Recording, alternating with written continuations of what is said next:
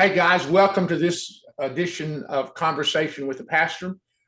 This is Dr. Dennis Parrish. I lead the ministry here at Lone Star Pastor Care. And today I am excited and I'm pleased to have a great Yankee brother with me. Brother Lenny Zohn is a native New Yorker, and has the Lord got him to Texas, and he's a pastoring down here in the Houston metro up on the north side in Spring, Texas, just south of the Woodlands. And Lenny's got a great story. So, brother, I'm excited to have you with us today to just share a little bit about your story, about what the Lord's done, and kind of what you're doing. Let some of the guys that may not know you as well or met you at all be able to be encouraged by what God is doing with you. But thanks for coming and being with us today. I know you stay really busy. Well, hey, thank you so much for having me and giving me an opportunity just to share a little bit about what God has done in my life, what He's doing, and hopefully the direction that I'm going in. And so you are correct. I am originally from New York. I was actually born in the Bronx, grew up in Queens, made it to Florida, and from Florida came here to Houston, and I've been in the Houston metro area now. This May will be 25 years. Wow. So as far as I'm concerned, I'm pretty much a Texan. When people ask me about being from the South, I say, hey, I was born in the South Bronx. I grew up in South Queens.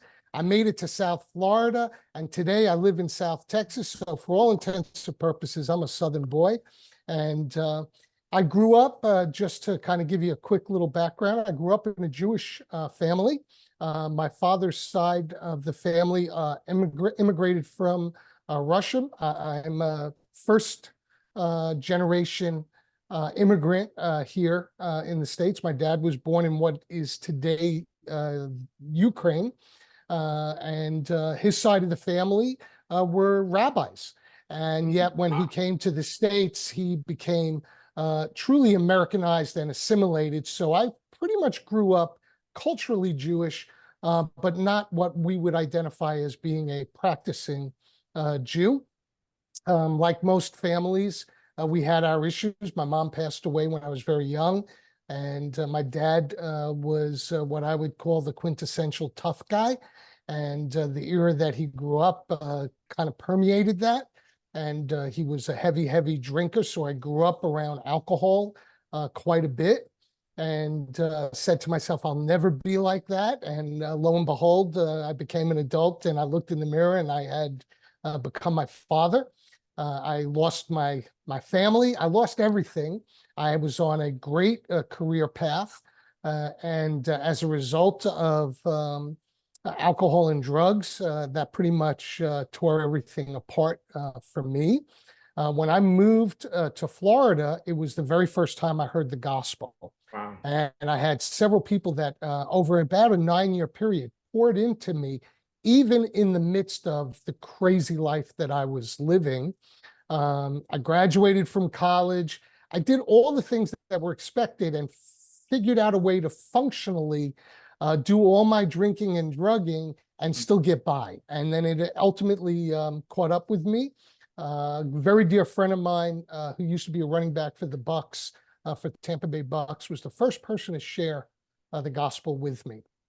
And ultimately, I had, again, I had lost everything in my life. I was sitting on the floor of my apartment in Orlando, Florida, trying to figure out how to stay out of jail, how to avoid bankruptcy. And I remembered several things that people had poured into me. One was Proverbs 14:12, which I know you all are familiar with, but there's a way that seems right to a man, but in the end it leads to death. And then my buddy, another buddy of mine, was constantly telling me, look, you've got to make a decision. Christ is standing at the door. His expectation is you're going to open up the door. And Revelation 3:20 came to me because he had said it to me so many times. I literally got up off the floor. I opened up the door to my apartment, and I invited Christ into my life. But something different in the sense that we talk about commitment sometimes. I wasn't committed to Christ. When I opened up that door, I literally surrendered my life to him. And that was a very different thing. We can all be committed to do certain things, but it's easy to walk away. When Yeah. you have surrendered, you become a slave to it. And I became a slave to Christ and had never been in a church in my life. 3 months later, I got through all of my legal issues and I moved to Houston. I will share this with you because I'm an open book. I was on probation for a year, and my probation officer allowed me to move to another state and not have to register. So I maintained my probation in Florida via the phone. And when I got here, somebody that I was working with said, "Hey, I know where you're going to be living. Why don't you check this church out?" I'm like, I've never been to a church. I don't know. But in any event, I agreed to do it. And when I walked into Houston Northwest Baptist Church, I knew that God had called me to be to that place. And I went into worship. At the time, Stephen Wright was the pastor. And it was like it was just he and I in that place. And life changed very quickly after that. I was baptized. I had another friend who said, "You need to go on a mission trip." I'm like, "I don't even know what a mission trip is." Uh, and so she said to me, "Hey, listen, go talk to Dwight Davis, who was the missions and administration pastor for Houston Northwest." Walked into his office, said, "Not really sure why I should be here." He says, "God knows why you're supposed to be here." Next thing I knew, I was in South Africa for the very first time.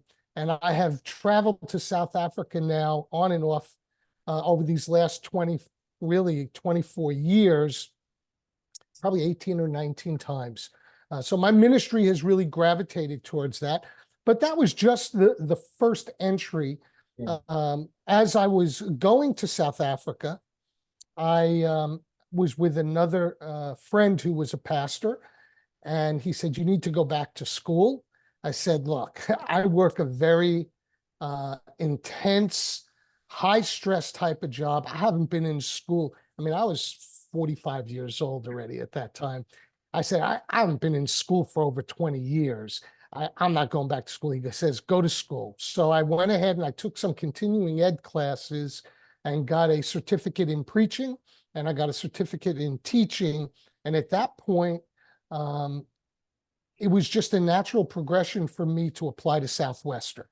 And over the next 15 years, because of my job and everything that happened, it took me 15 years to complete my MDiv. But I did. In May of 22, I completed. Continued to do ministry and travel around the world, very heavily involved in an organization called World Hope Ministries, and still am to this day. My role has shifted a little bit, but still involved. Back in, I guess, 2009, my wife and I went to Believers Fellowship, Joe Arms, if any of you are familiar with Joe Arms, who just recently retired, actually. But I went there. I was ordained at that church. I was licensed at that church. I was an elder at that church, and I ran their men's ministry for a short period of time. Another friend of mine called me one day and said, "Hey, do you want some pulpit time?" And I said, "Sure." And that was probably June of 2014. And that was Sawdust Road Baptist Church.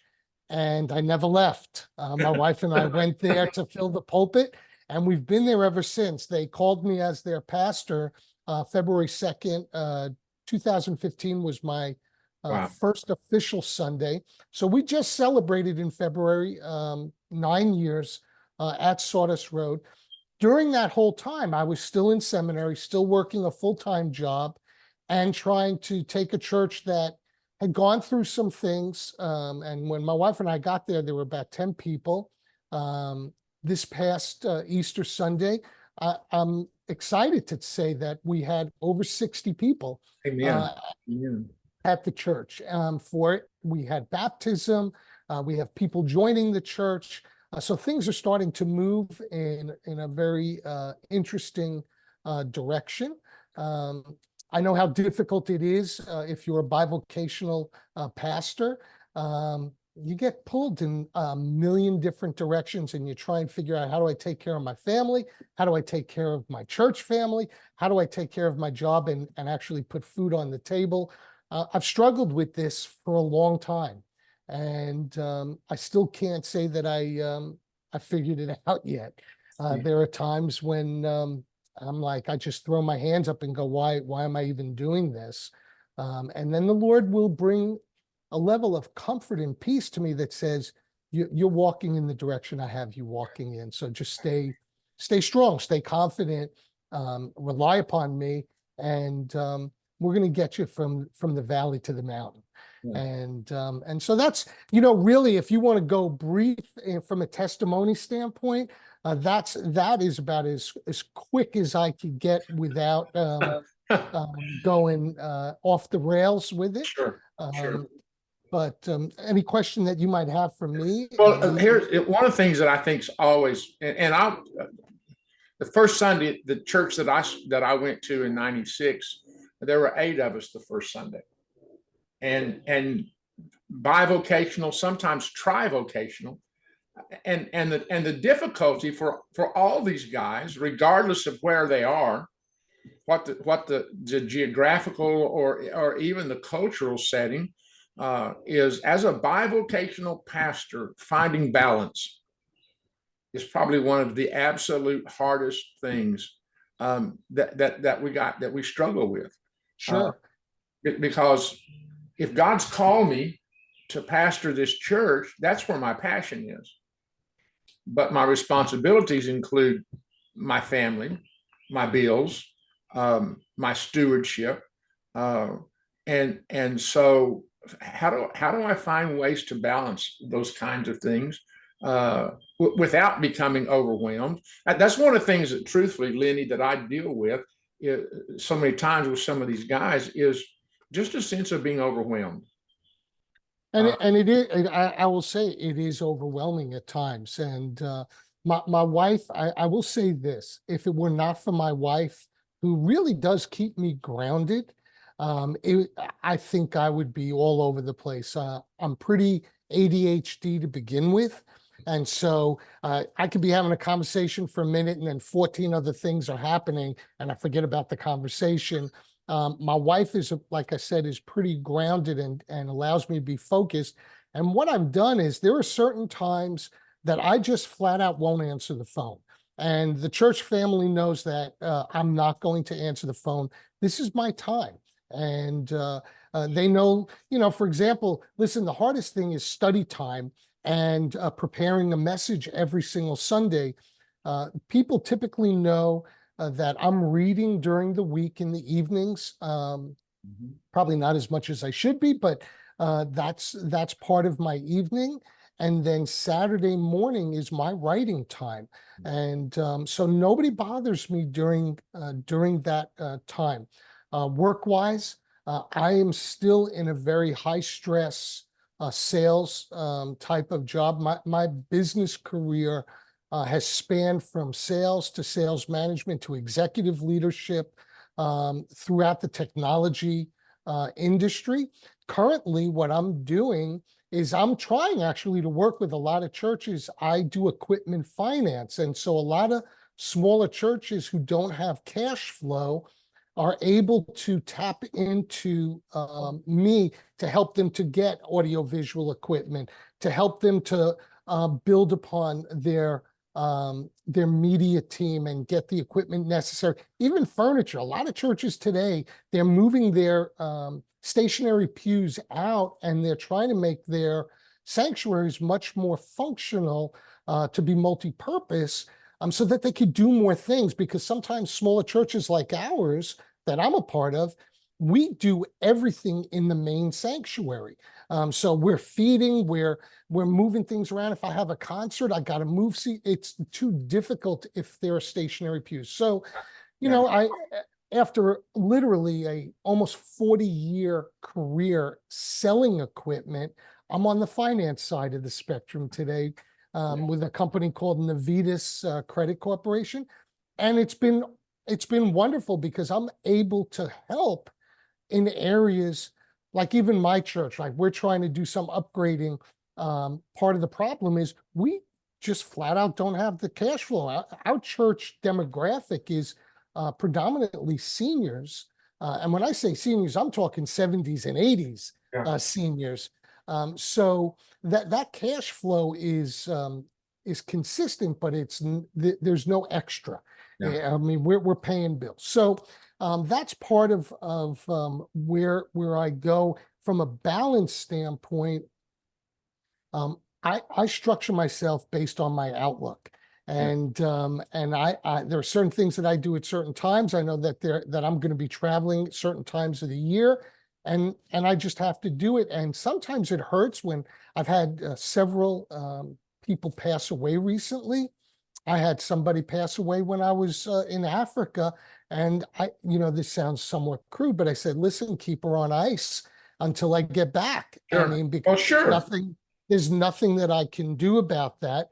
But I will say this, for the men that are going to be watching who are married, your partner in life is the one who you should focus in on first. We talk about this all the time, but a lot of churches, they think that they should come first before everything else.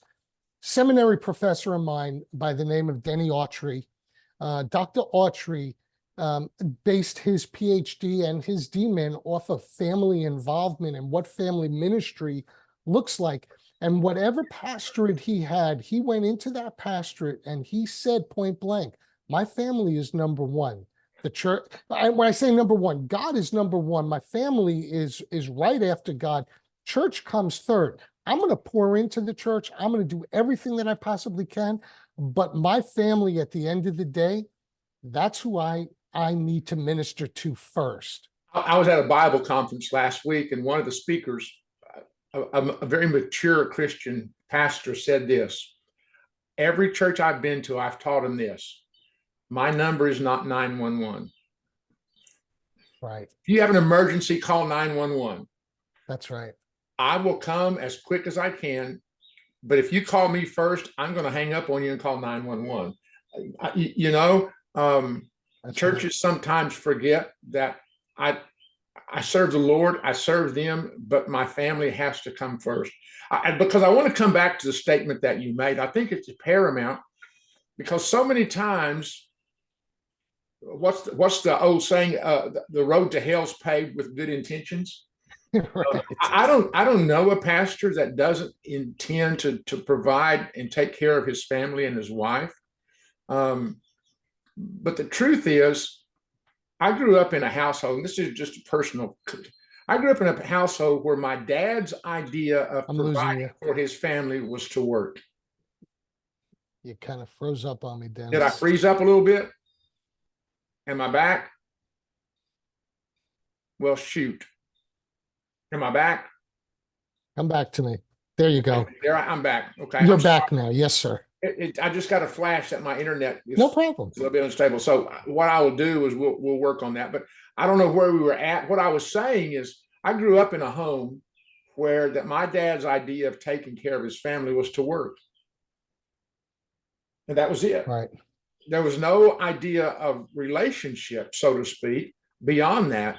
And I think sometimes as a pastor, if I'm not careful, I take care of my family. I do the minimum, but my focus is always on being the 911 responder rather than the husband and the father.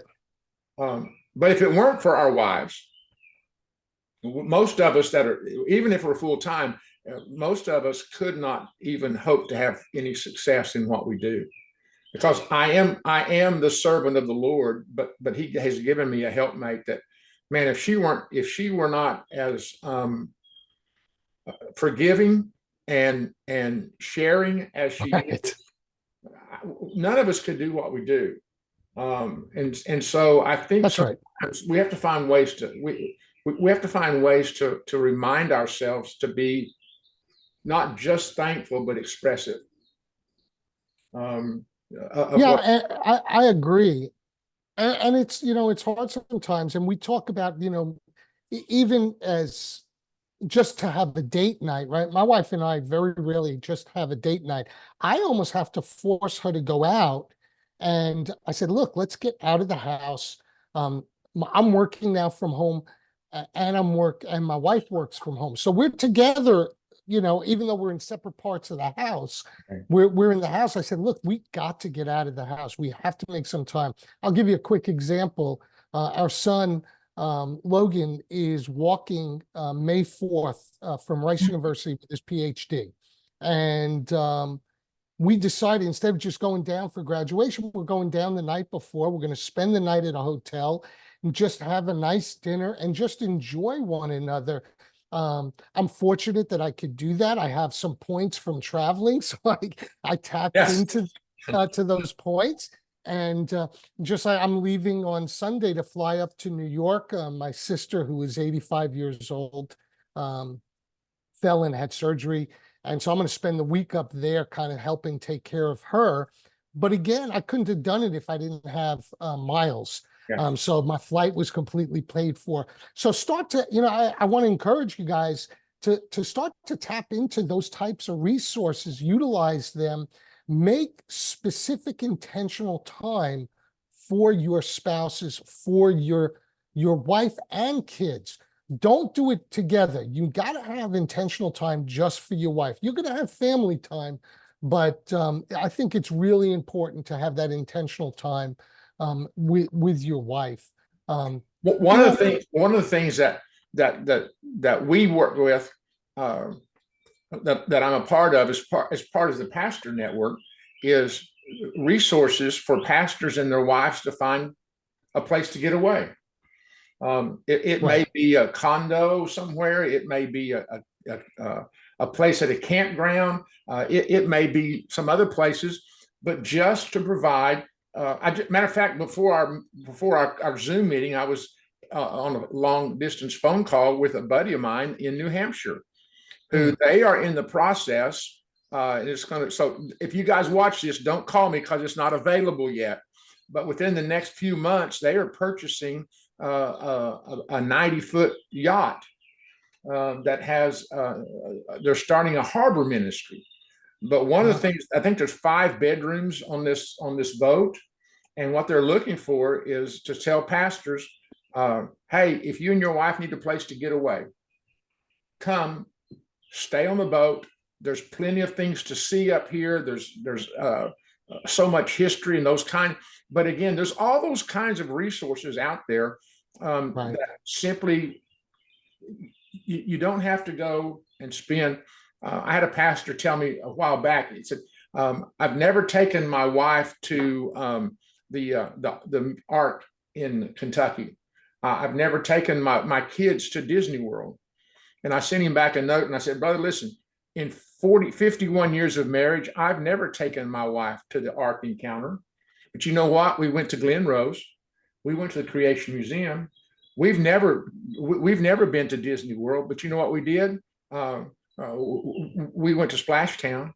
I mean, it's not so much where you go, it's just a matter of going and taking time for that. But I got to work. But listen, you only have one shot at your family. That's right.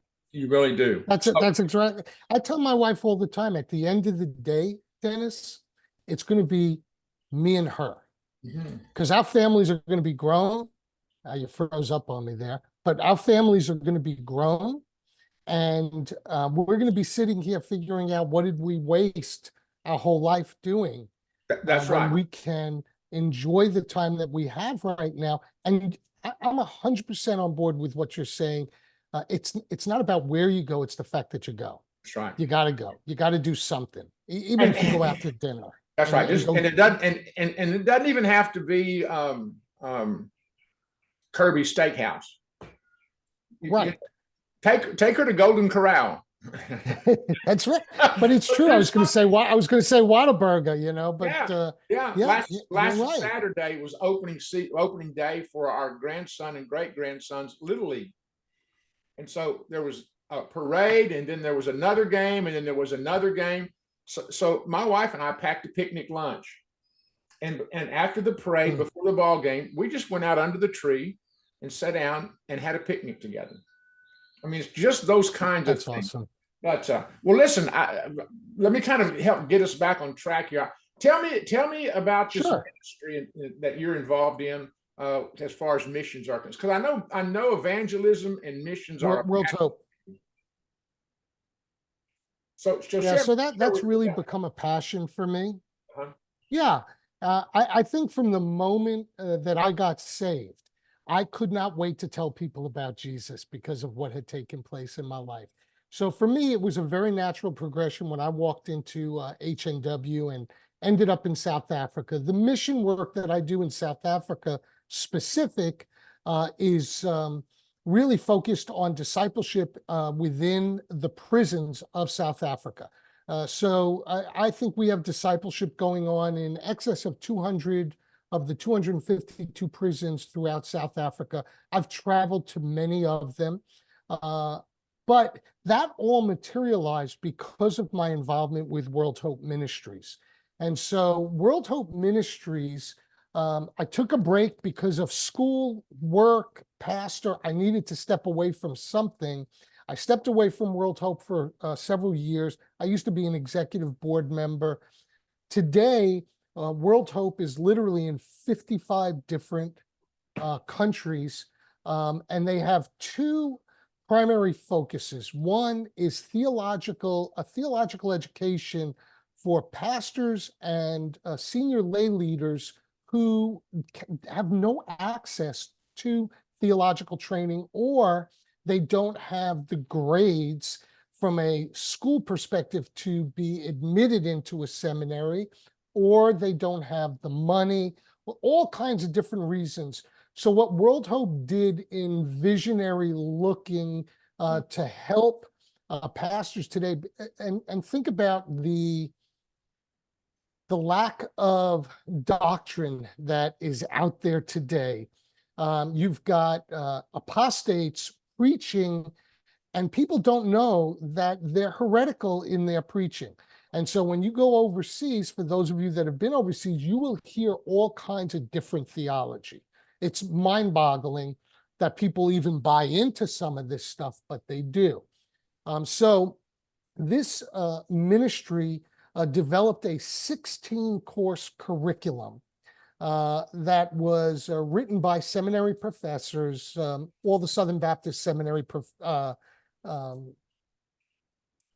seminaries that are out there, Southern, Midwestern, Golden Gate, Southwestern, all of them have contributed to this 16-course program. What World Hope does is they make available, if you have a passion to teach, they make available an area for you to go and teach. Maybe you want to teach on the doctrine of the church, on ecclesiology. Great. You're not required to, one, have a seminary degree. They just want to understand that you understand, which is fine. They give you the full-blown curriculum, so it's just a matter of massaging that curriculum to your teaching style. In addition to that, while you might, again, because I know if I remember correctly, Dennis, part of this ministry goes cross-denominationally. Not everybody is Southern Baptist. World Hope is not a Southern Baptist organization, although their ties and everything are to the SBC. They are welcoming of those who are not part of the SBC still to go out. So that teaching takes place. If you've got a passion and a heart to teach, I want to encourage you to reach out. And the website is whmi.org. And you can go and see currently there are in excess of 8,000 students that are going through this curriculum.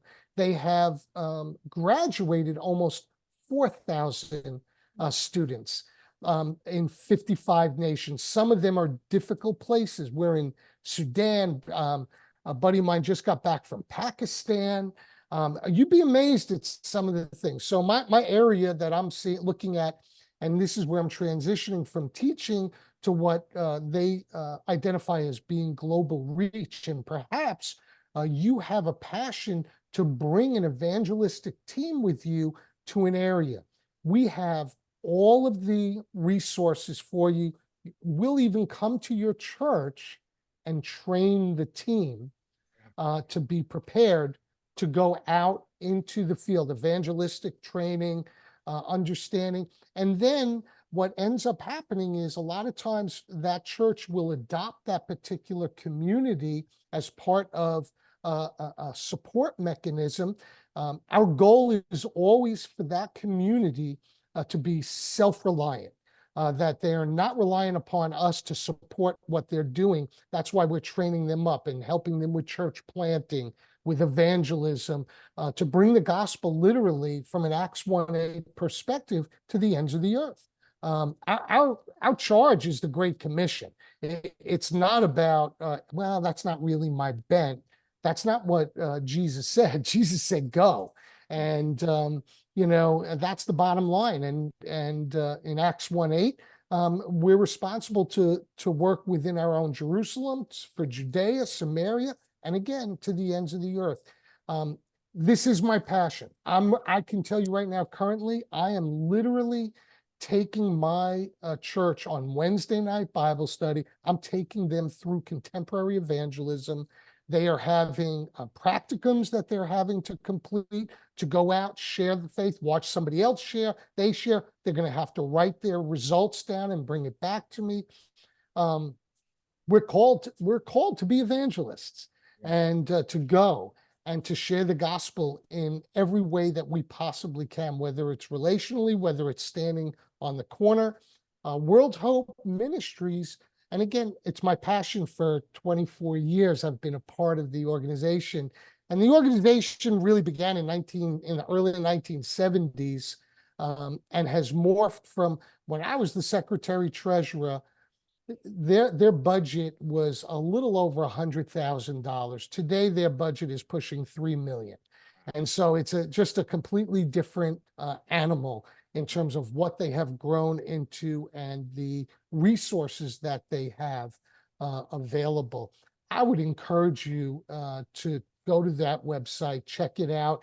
If you're interested, Dennis can easily give you my contact information so that I can expound on that with you, for you. Sure. So if we have somebody who's interested, they can reach out to me. But basically, what I'm going to do is just forward them to you to get the information. And again, the website is WHMI.org. Okay. So it's World Hope Ministries International, and it's shortened with just the letters of WHM. That's correct. Okay. So as you go forward into the summer of 2024, yes, sir, with all the parameters of ministry, work, passion, going to New York, whatever that looks like for a period of time, what do you see that the Lord is really? I know your passion is for this, but within the local framework of your church and vision for that, kind of, where do you see that headed? Say in the next 12 to 24 months. So our goal, we have a couple of different vision points that we're looking to accomplish this year. One is growth from the church. And everybody says, okay, that's a pretty big vision. Everybody wants to grow their church, but I don't want to grow without the ability to assimilate those people from a discipleship perspective.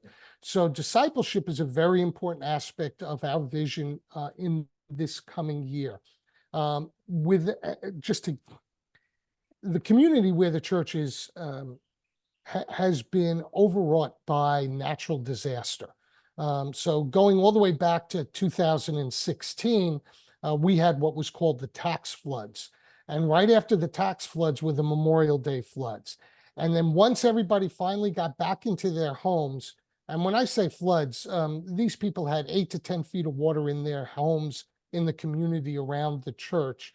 They finally got back in, and Harvey hit. And when Harvey hit, we lost 354 physical homes that were never rebuilt within the community. They get back from Harvey, everything is starting to happen, and COVID hit. And I know that everybody's been challenged. COVID was a challenge, right? That was a learning experience in terms of how do you minister without being able to minister. And but our church has gone through that. We're finally on the other side of that right now. So our goal is definitely growth, discipleship, well, evangelism to discipleship, which will then grow discipleship, is very important. So our focus has been since the beginning of the year, I've been taking, as I mentioned, taking the church through contemporary evangelism so that we can start to go out and I say this because it's a sales thing. We're going to get back to the basics. Yeah. And getting back to the basics means sharing your faith, number one. Two, knocking on doors and inviting people to church. We've started to see that.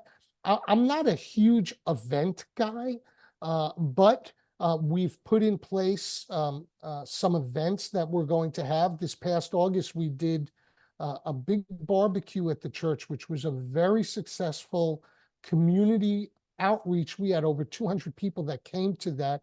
So we're looking to do that again. I've implemented a men's breakfast. This Saturday, we'll have a men's breakfast. We do it the second Saturday of the month. And so I'm trying to move it around so that we're not just stagnant in one particular Sure. place. We did it at the Honor Cafe one week. We did it at our church another week. And this is the third week, and we're going to be up in the Woodlands at Do-Si Do Coffee.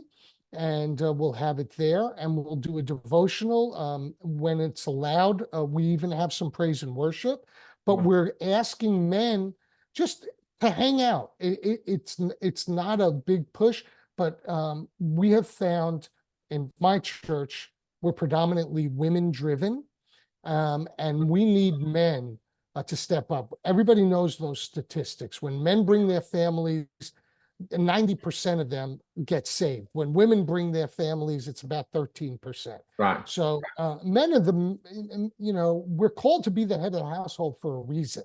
And you see that statistically.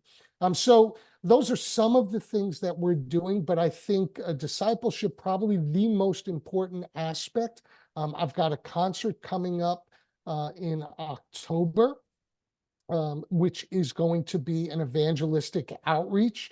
The gentleman coming actually leads worship at Temple Bible Church, and he's a recording artist. He's on the country western scene, but he's a big-time praise and worship, young kid. So we're going to be able to attract some. And then, like I did not that long ago, I want to have a Friday night youth worship night and start to move in that direction. So we're putting things in place to facilitate that. Again, it's about touching people. And our goal this year, more than anything else, is to get out and actually touch people and let them know. I can't tell you how many people drive by our church in the middle of the community, and it's been there since 1979. And they come into the church going, "Hey, I never knew you were here." Yes. Yes. We've been here for 40, 45 years. Yes. I mean, Yes. and so that in and of itself told me we need to go out and talk to people and Sure. let them know that we're here. Yeah. Okay. Well, listen, the only other thing that I really wanted to just ask you to do, if you would, just, Yes, and we didn't prompt this, it's just kind of one of the things that I asked the guys to do. Just a word of encouragement to some guys out there who can relate to where you are. They're bivocation. Sure. They're in a small church. They're in a church that it seems like that maybe, I don't know how, that the greatest days of the church in their mind are in the past. Right. Remember when. Well, just a word of encouragement to challenge them to say, number one, you're not in this by yourself.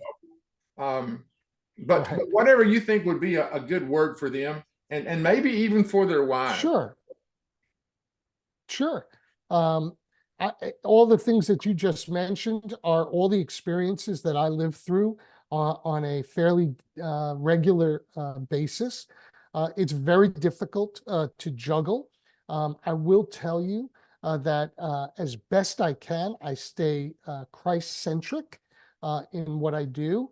No matter what, you're going to have people who are going to tell you, why are you even at this place? Sure. And the fact is, God has you there for a purpose. Don't ever lose sight of the fact that you're where you are because God has placed you there.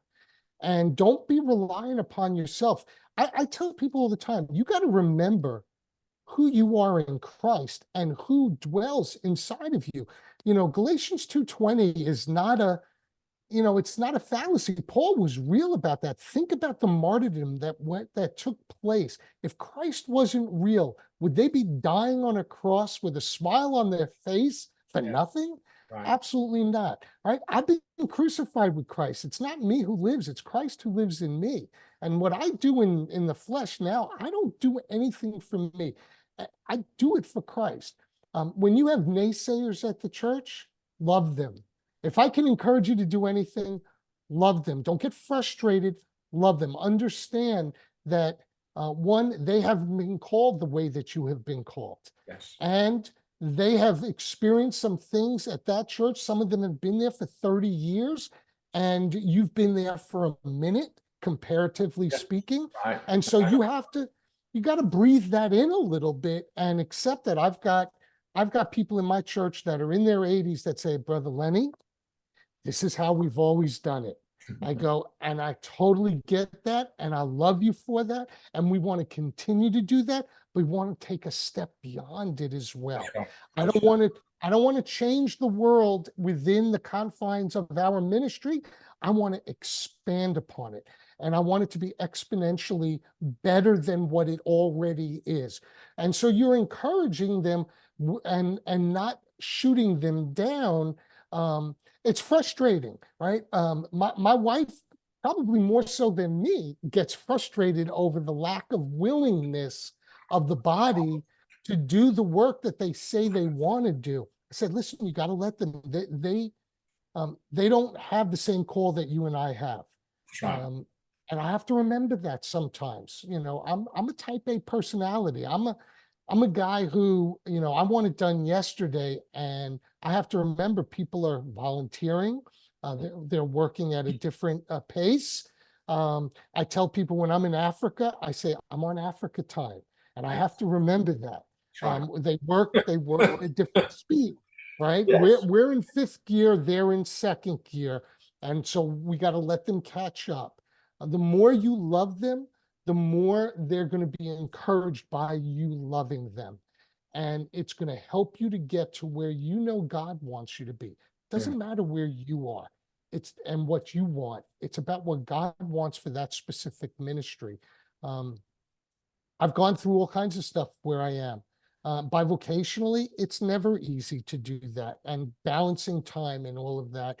I want you to know that you are prayed for, number one. Yes. And I want you to be encouraged to know that God has something so special planned for each and every one of you, and me included, that we shouldn't lose sight of that, no matter how difficult that valley looks right now. I tell people all the time, listen, I might be in the pit, but God's arm is long enough that he can reach down into that pit and pull me out and do what it is that he has intended to do. Don't lose hope. You will know if you've been called to a different ministry. And if you're not called, then for lack of a better term, I'll say this, Dennis, it's suck it up, buttercup, and let's go. That's right. Sometimes we don't want to hear that, but we have to fight through the negativity that we are approached with and stay positive. Know that Christ's plan is perfect. If I say that 1,000 times, I'll say it one time. His plan is perfect, and it's perfect for you in the specific ministry that you have been called to at this very moment. That's right. I know the plans, right? Jeremiah said, I know the plans I have for you, saith That's the right. Lord. That's right. That's right. So Well, and I love the concept that, Lenny, that you just expressed. I think, again, what I hear with what I do over and over again is that we've always done it that way. And I think if some of our guys could grasp the statement and the concept that you make, I know it, but we're not trying to do away with what we've done. We're simply trying to expand upon it. If I can convince them, I'm not here to destroy their heritage, but we're working on a legacy, and our legacy has to be greater than our heritage. And so that's one of the things I think that would help tremendously. I had a long conversation with a young man this week whose church, he says, they listen to what I say, but they won't do a thing I say. And so just being reminded of all that. Well, listen, brother, I know we've talked about this for some time, and carving out a time for us to get together, and being able to walk through some of this. I so appreciate what Lenny does at his church. I've known his church for a long time, and he's taken on a huge task that the Lord has led him to there. But he's done a great job. God is working. God is moving, so